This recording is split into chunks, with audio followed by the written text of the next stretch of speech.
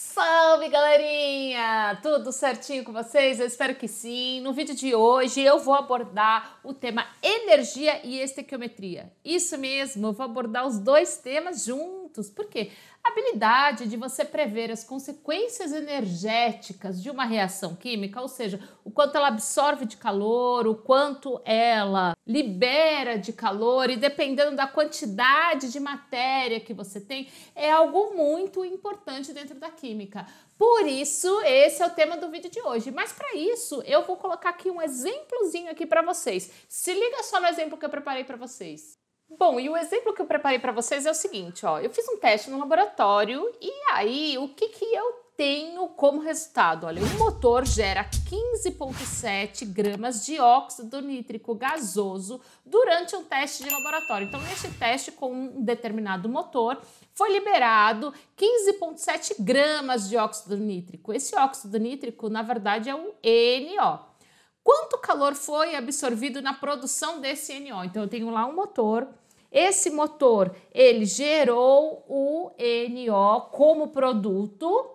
Só que para ele gerar esse NO, ele precisa absorver calor. Como é que eu sei? Veja, ele é formado por meio do gás nitrogênio e do gás oxigênio.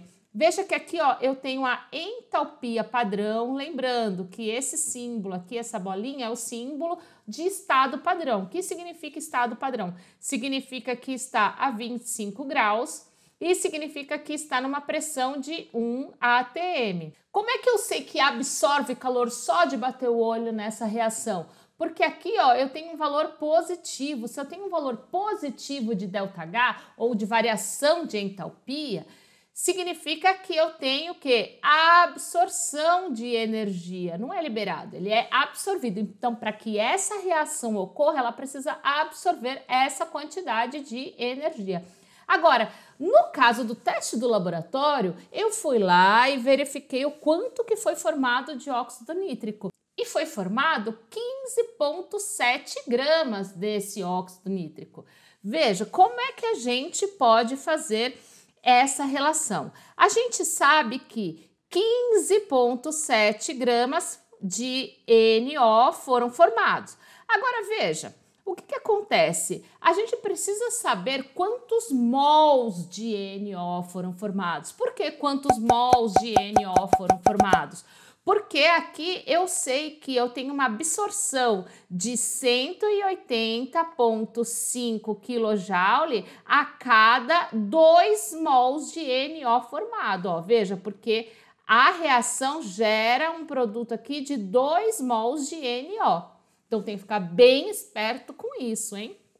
Por isso que a gente está falando que é a relação entre energia e estequiometria.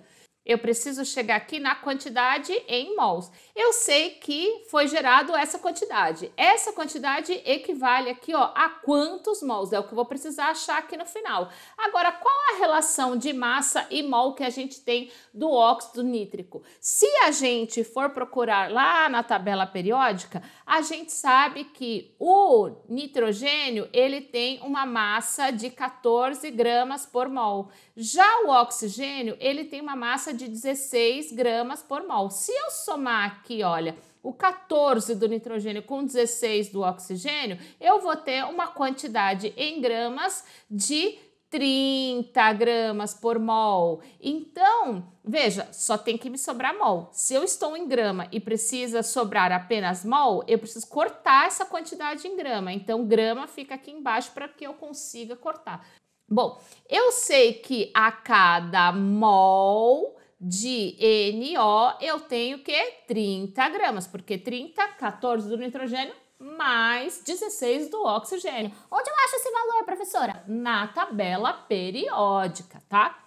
Bom, e se eu quero chegar aqui em mol, mol tem que ficar em cima aqui, ó, que é o que precisa sobrar. Vou até colocar aqui em outra corzinha para facilitar. Veja, aqui eu multiplico para poder chegar nesse valor, porque, ó, corto grama com grama. Então, se eu fizer aqui, ó, 15,7 vezes 1 dividido por 30, eu vou chegar num valor de 0,523 mol de NO. Bom, eu já sei a quantidade em mol de NO. Então, se lá no laboratório foram gerados 15,7 gramas de NO, significa que isso corresponde a 0,523 mols de NO.